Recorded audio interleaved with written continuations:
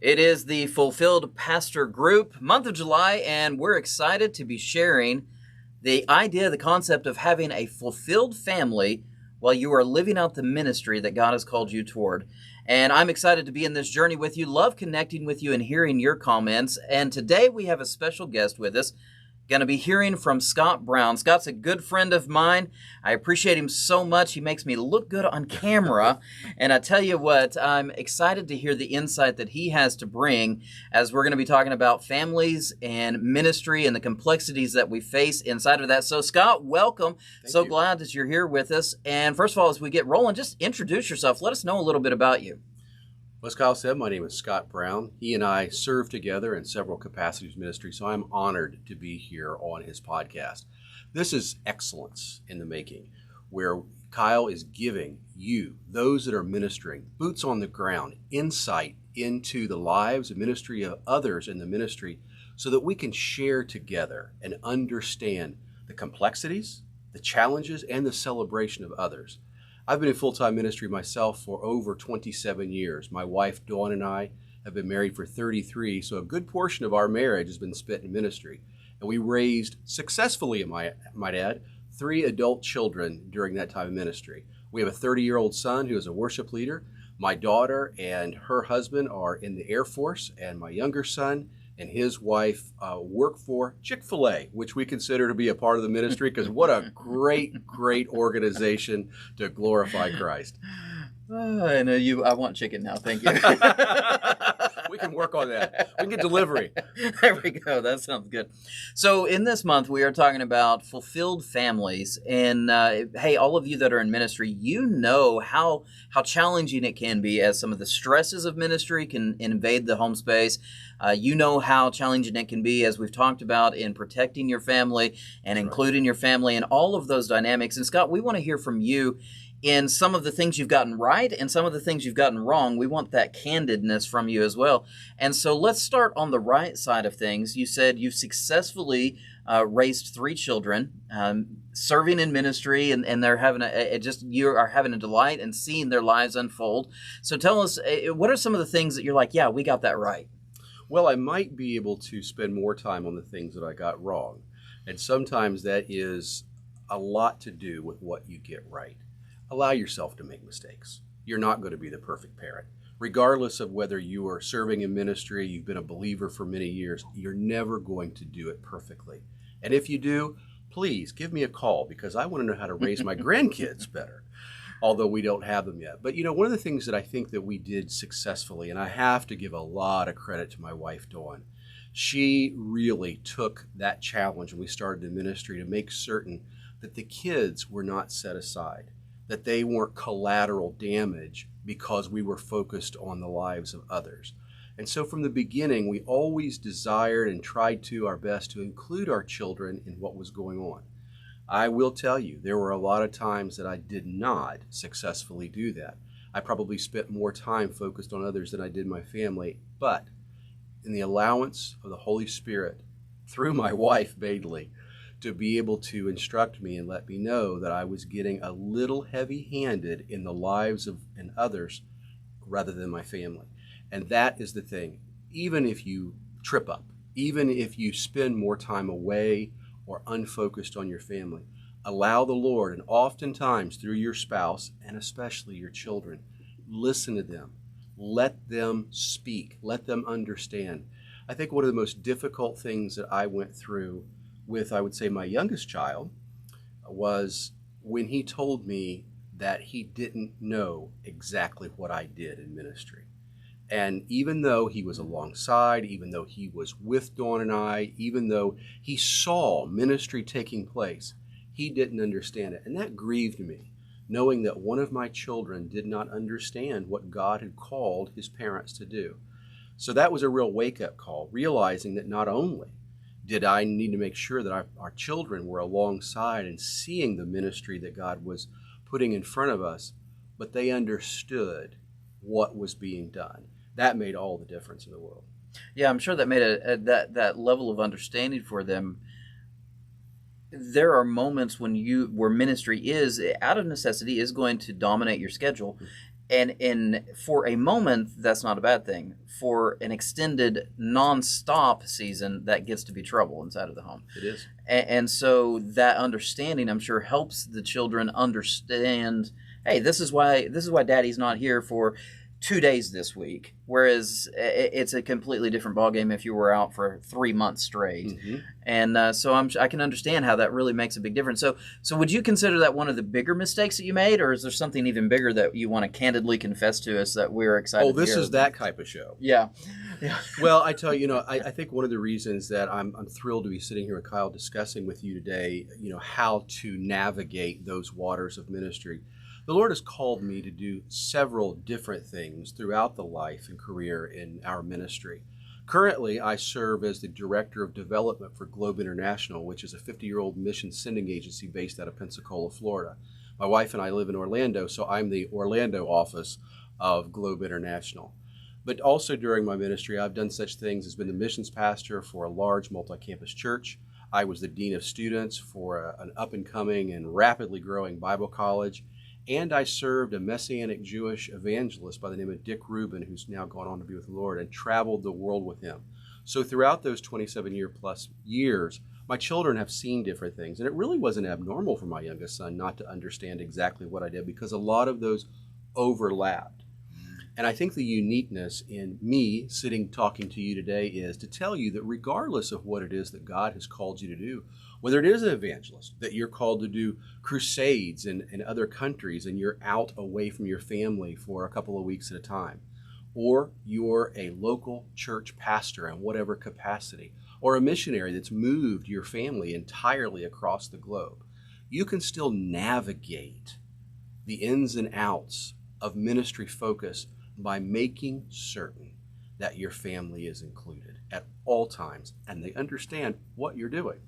So give me a practical, okay, you say we want them included. What is one thing that you did that you're like, man, this really helped them be included? I think the best example, and I know that everybody will not have this opportunity, but when I worked for Dick and Deanne Rubin with the Dick Rubin Evangelistic Association, and I travel with Dick all over the United States and the world, they were the age of my parents.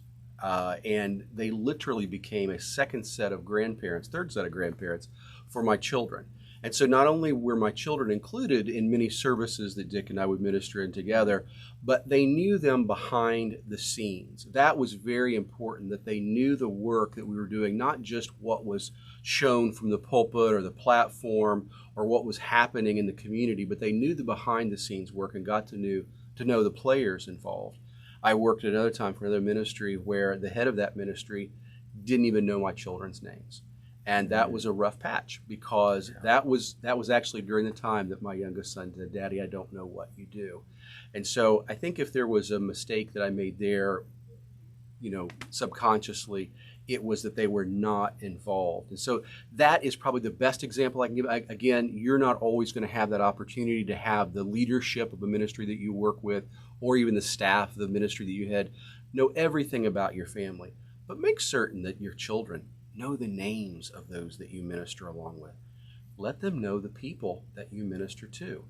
Now that, depending on your ministry, may not be a safe zone. It might be that you work with a segment of society that it would not be safe for your children to be involved in those that you're ministering to, but at least let them know that. And, when dad or mom go out and they're fulfilling that calling, they know who you're with. They know where you are. They know what to expect. Yeah, and by extension of that, they know how to pray for you.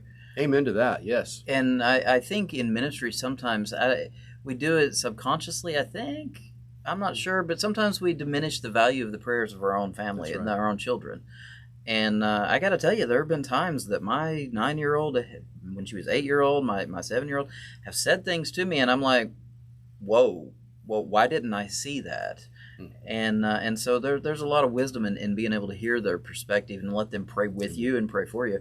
So walk me through a little bit of some of your family dynamics. Obviously from knowing you and knowing your wife Dawn, the two of you were able to unify as a team And that is a tremendous help in Yes. raising children and being able to be in ministry simultaneously. Give me a little bit of the priorities that the two of you sat down and you're like, okay, these are some of the things we need to prioritize in our home. What did that look like for you?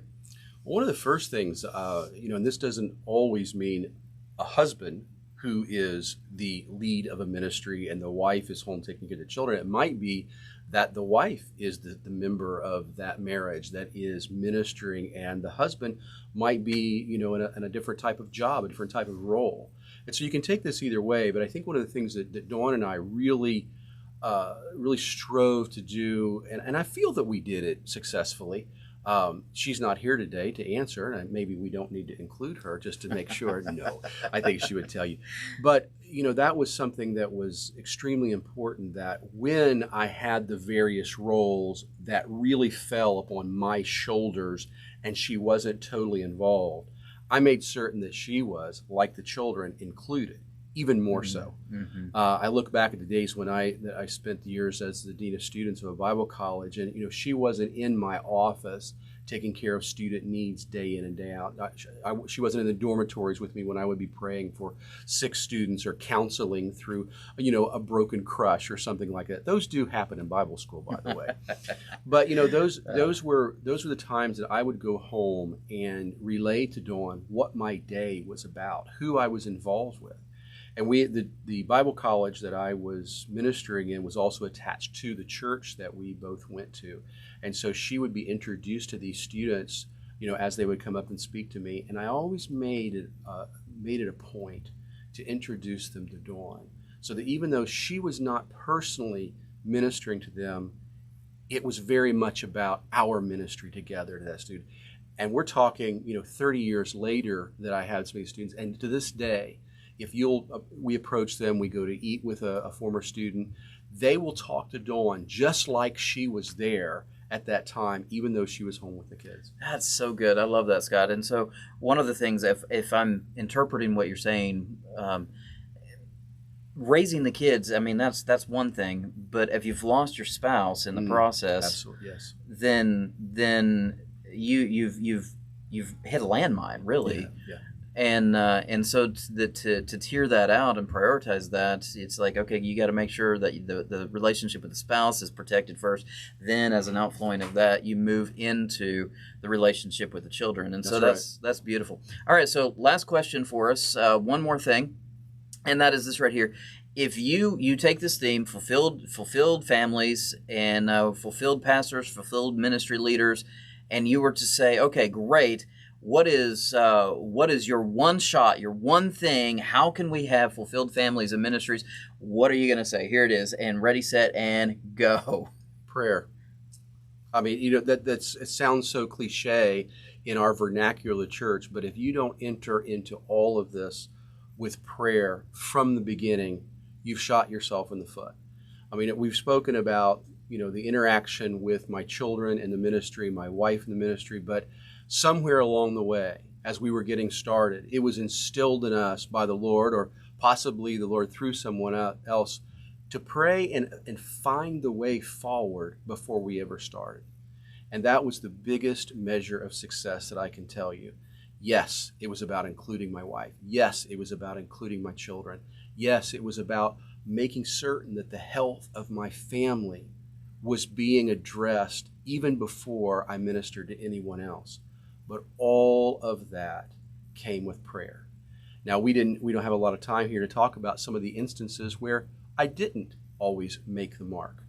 But at those times that I did not, the way to come back to center, the way to come back to foundation, was Dawn and I getting together and praying through it. That's the best communication there is. Yeah, that's awesome. Scott, thank you so much. Appreciate your insight, what you've been able to share. And hey, all of you that are watching and listening to this on YouTube and also on the school group, we want to hear your comments. I would love you to help continue to grow the channel, subscribe and share it. And as I say all the time, we want to connect with you in a deeper way, and we can do that on the Skool app. That's Skool. I know it's a funny sounding name, but it's a great format for us to be able to have some general conversation, share prayer requests, and of course connect with the rest of the training videos and resources available. So you can check that out. The link is here also on the YouTube page and the school app Fulfilled Pastor Group. We look forward to connecting with you then. Until then, have a blessed and wonderful day, and we'll see you soon.